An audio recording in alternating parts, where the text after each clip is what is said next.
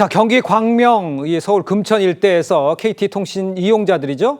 소액 결제 피해가 발생했다는 소식 전해드렸었는데 전국에서 비슷한 방식으로 당하는 피해자들이 늘고 있다고 합니다. 이뿐만 아니라 이게 이제 앱이 저절로 열리는 등 휴대폰 이상 현상, 이것도 지금 감지가 되고 있다고요? 네, 그렇습니다. 그러니까 해커가 소액 결제에 의해서 휴대전화의 다른 기능에도 영향을 미친 게 아니냐, 이런 의문이 지금 제기되고 있는 상황인데요. 네. 예를 들자면 지금 40대 여성 A씨 같은 경우는 휴대전화에 어머니 자택의 이 공동현관 출입문을 원격으로 열 수 있는 기능이 탑재되어 있는 앱을 설치했다고 합니다. 예. 그런데 새벽에 자고 있는 상황에서 갑자기 해당 앱이 정상 작동 중이라는 이 알람이 떴다는 거예요. 이전에는 이런 알람이 뜬 적이 없었다고 합니다.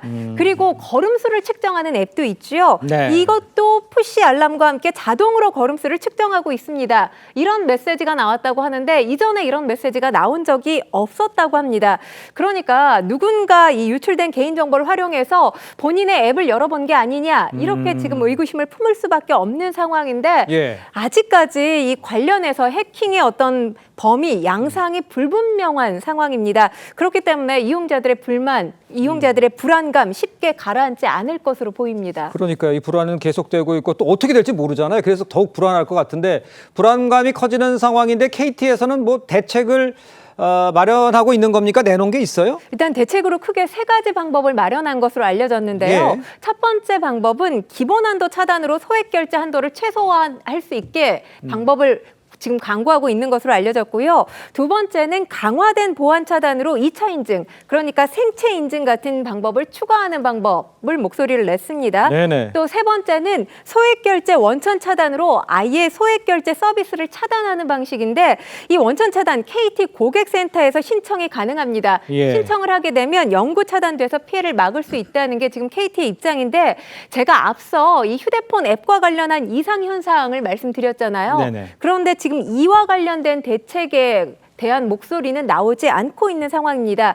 그렇기 때문에 해당 전문가들 이 해킹 여파로 다른 범죄가 이어질 가능성 역시 배제할 수 없기 때문에 휴대폰 보안 강화, 주의가 필요하다는 목소리를 냈습니다. 그러니까 적절한 대책, 뭐 막을 수는 있겠지만 뭐 끊어버리면 막을 수는 있겠지만 불편함을 또 까지 감수해야 되는 상황이잖아요.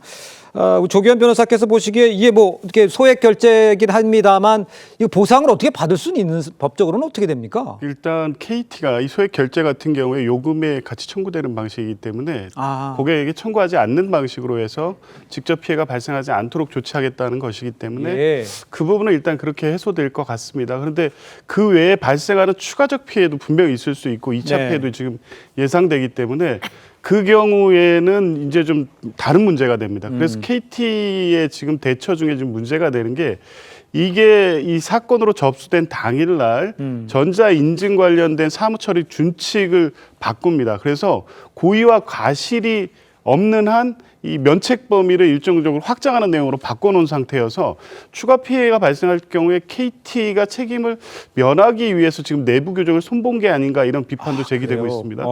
그래서 이제 이런 문제까지 이제 봐야 되는데 물론 기술적으로 KT가 추가적인 피해가 발생하지 않도록 여러 안전 장치를 취하지만 결국에 인증을 통해서 KT 망에 접속해서 하는 범죄 행위이기 때문에 과실의 범위를 좁게 해석할 수는 없을 것 같고요.